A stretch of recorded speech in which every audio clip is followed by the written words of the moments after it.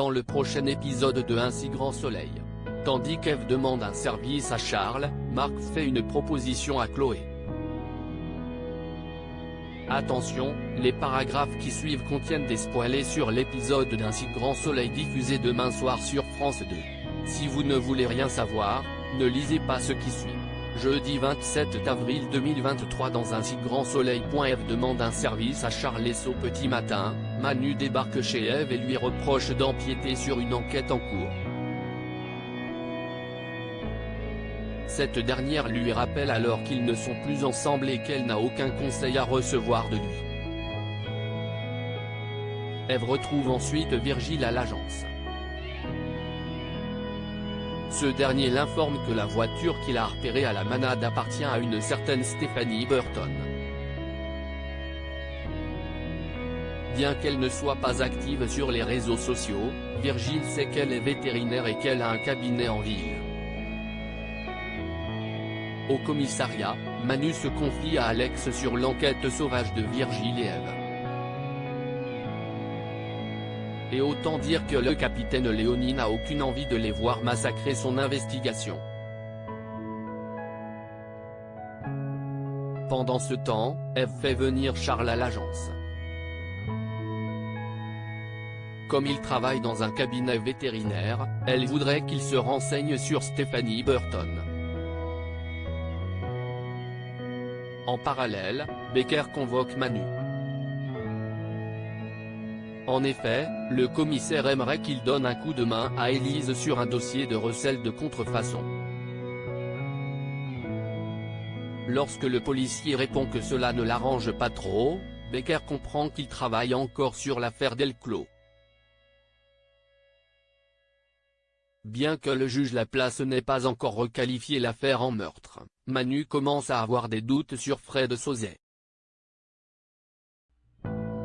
Si Becker ne voit pas d'inconvénient à ce qu'il poursuive ses investigations, il veut en revanche qu'il respecte les règles. Au cabinet vétérinaire, Charles questionne Christophe sur Stephanie Burton, lequel ne la connaît que de réputation. Christophe explique alors que sa consoeur a eu des problèmes par le passé et qu'elle a failli être radiée du Conseil de l'Ordre des vétérinaires il y a quelques années. En effet, Stephanie aurait trempé dans une histoire de dopage d'animaux. Marc fait une proposition à Chloé dans la matinée. Marc regarde les photos qu'il a prises de lui et Chloé lors de leur planque. L'occasion pour le journaliste de se remémorer quelques souvenirs avec la mère de Robin. De son côté, Evan rappelle à sa femme qu'il dîne chez Elisabeth ce soir avec tous les investisseurs de sa future clinique. Chloé, qui n'a pas oublié, assure qu'elle sera docile et qu'elle ne fera pas de remarques. Peu après, Chloé et Marc se retrouvent au commissariat pour faire leur déposition et se montrent particulièrement complices. En quittant le poste, Marc et Chloé se montrent nostalgiques.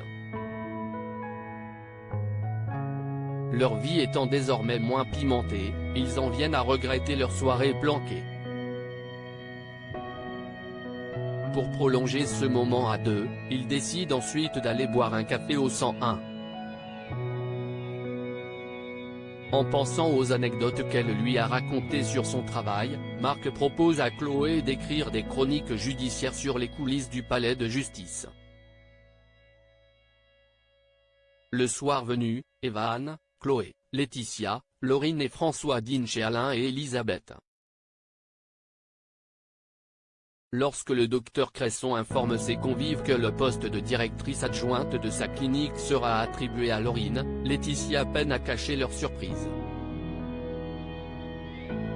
En effet, la banquière estime que la jeune femme est beaucoup trop jeune pour un poste avec tant de responsabilités.